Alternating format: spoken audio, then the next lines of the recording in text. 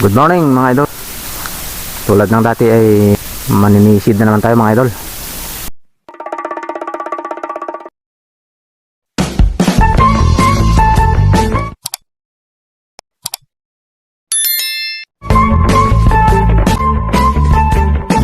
Walang pasok kaya dito muna tayo magpalipas ng isang araw mga idol. Dagat. Diyan tayo bababa ngayon mga idol, diyan. Kita nyo, nandito tayo sa medyo mataas na bahagi, kaya matanaw hanggang dun sa kalagitnaan ng dagat mga idol. At papasili po sa inyo mamaya mga idol pag ang saktong spot na kung saan ako mamamana pagka baba ko. Nandito na tayo mga idol sa exact spot kung saan tayo mamamana ngayon. So bago ako lulusong mga idol ipapasilip ko muna sa inyo yung paligid ng aking spot ngayon. Ito mga idol, bukod sa dagat mayroon ding ilog dito mga idol. Ito mga idol, maganda dito dahil pagkagaling mo sa dagat pwede ka nang magbanlaw dito sa ilog kung saan tabang ito mga idol. Ito hanggang dun mga idol. So, may mga bata na naliligo dito mga idol.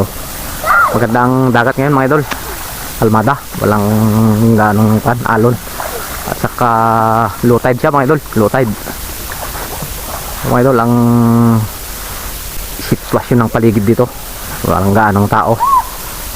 Ibang spot pala ito mga idol, hindi ito yung dating lugar kung saan ako namana. Ibang spot na naman ito. Subukan kong maninisid dito.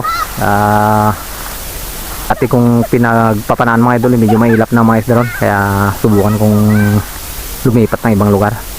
Sana papalarin tayo ng araw sa ating paninisid mga idol. Ito mga idol, ang magamit natin ngayon, gagamitin natin pana na mahaba at saka ito mga idol. Mga idol, medyo mataas na yung araw, kaya samantalahin natin habang hindi pa masyadong nabulabog yung dagat. Medyo mailap na kasi yung mga isda mga idol pagka marami ng naliligo at saka may mga naglalambat din yung siminsan. So mga idol, samahan nyo ako sa ilalim. Tara na.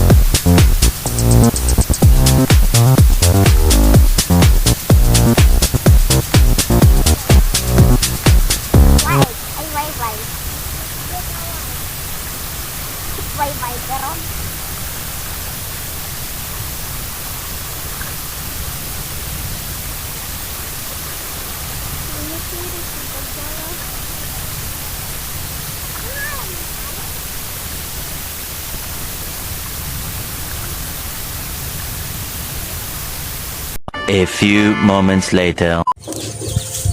Dito na ako sa bahay mga idol. Kita natin, huli natin.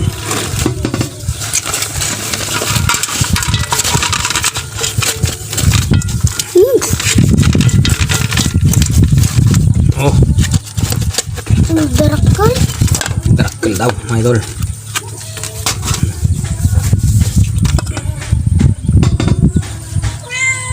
Mga idol, ang nakayanan.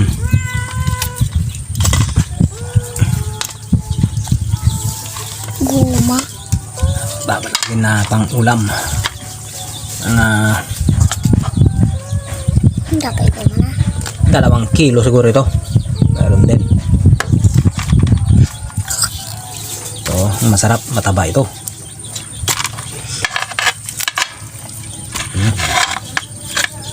Yan, sige, gawin mo na. Tingin.